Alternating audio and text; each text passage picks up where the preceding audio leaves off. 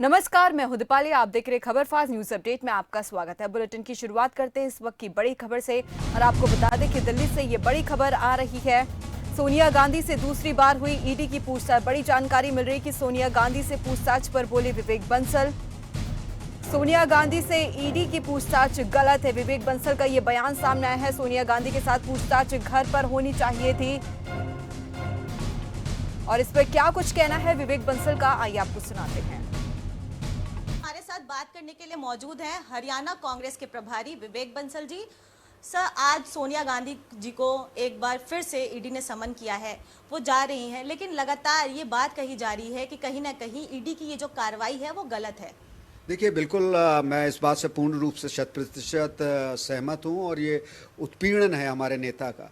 और उन परिस्थिति में कि जहाँ हमारी नेता का स्वास्थ्य भी, आप लोगों को जैसे सब लोग इस बात से वाकिफ़ हैं और अवगत हैं कि स्वास्थ्य ठीक नहीं है, वो अपने पोस्ट कोविड जो है सबसे उससे जूझ रही हैं।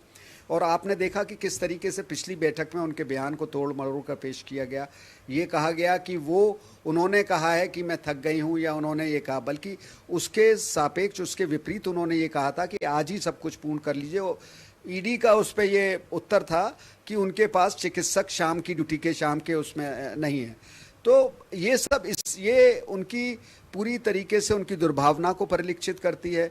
ये बताती है कि वो उनकी क्या मंशा है। आज इस मुद्दे पे आपने देखा पिछले दिनों राहुल गांधी जी को किस तरीके से निरंतर 5 दिन 50 घंटे उनका जो प्रश्न उत्तर हुआ है, मुझे नहीं समझ में आता कि क्या खंगालने की कोशिश कर रही है, क्या जो चीज़ वास्तविकता में नहीं है उसे किस तरीके से प्रकट करने का प्रयास कर रही है। ईडी जो एक मात्र एक उत्पीड़न का एक हथियार हो गया है वर्तमान सत्ता के हाथ में। सर, राजघाट पर सत्याग्रह करने की आप लोगों ने मांग की, लेकिन वो मांग नहीं मानी गई। इसको लेकर भी आप लोग लगातार कह रहे हैं कि जिस तरीके से विपक्ष का रोल होना चाहिए, विपक्ष को उस हिसाब से काम करने नहीं दिया जा रहा है। बिल्कुल, देखिए, विपक्ष को एक स्वस्थ विपक्ष के लिए ये बहुत ही अनिवार्य होता है, आवश्यक होता है कि विपक्ष अपनी बात को रख सके, सरकार के खिलाफ जो जन विरोधी नीतियां हैं उसको जनता के बीच में उजागर कर सके। और विरोध का तो अहिंसात्मक, अगर शांति प्रिय विरोध है तो उसमें कोई किसी को आपत्ति नहीं होनी चाहिए। और आप देख रहे हैं कि उसको करने का हम लोगों को किस तरीके से उत्पीड़न हो रहा है, किस तरीके से पुलिस का दुर्व्यवहार हो रहा है। जो उन दिनों आपने देखा था कि जब राहुल जी की ईडी के माध्यम से जब ये क्वेश्चनिंग हो रही थी, तो किस तरीके से हमारे पार्टी हेडक्वार्टर्स में पहली बार 75 साल में पहली बार पुलिस अंदर घुसकर आई और किस तरीके से कार्यकर्ताओं को के साथ दुर्व्यवहार और उनको घसीट कर ले गई।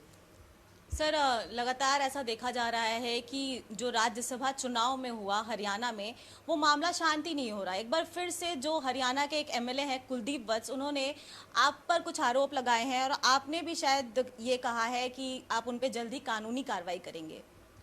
देखिए, मैं उसके संदर्भ में बहुत कुछ मैंने भी कह दिया और लोगों ने कह दिया। मैं इतना ही कह सकता हूँ, मैंने हमेशा राजनीति, सार्वजनिक जीवन, राजनीति में नैतिकता के अनुरूप कार्य किया है, सिद्धांतों पे, ईमानदारी से, पार्टी के प्रति निष्ठा पे।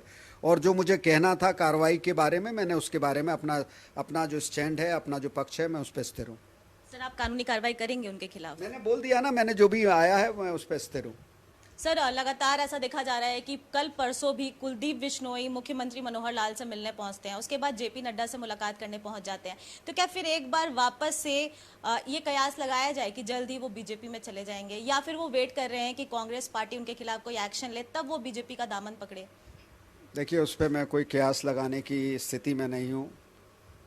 पिछले दिनों जो भी हुआ वो बड़ा दुर्भाग्यपूर्ण था। मैं उसके जो जड़ में नहीं जाना चाहूँगा। इतना ही कहना चाहूँगा कि अभी मैं कुछ नहीं कहना चाहता सार्वजनिक रूप से इस संदर्भ में। तो ये थे हमारे साथ बात करने के लिए हरियाणा कांग्रेस के प्रभारी विवेक बंसल, जिन्होंने कहा कि जिस तरीके से ईडी सोनिया गांधी से पूछताछ कर रही है वो सही नहीं है और इस मामले में अगर विपक्ष अपना विरोध करना चाहता है तो विपक्ष को विपक्ष होने के नाते पूरी अनुमति होनी चाहिए। नई दिल्ली से कैमरा पर्सन रिंकू के साथ प्रियंका राय, खबर फास्ट।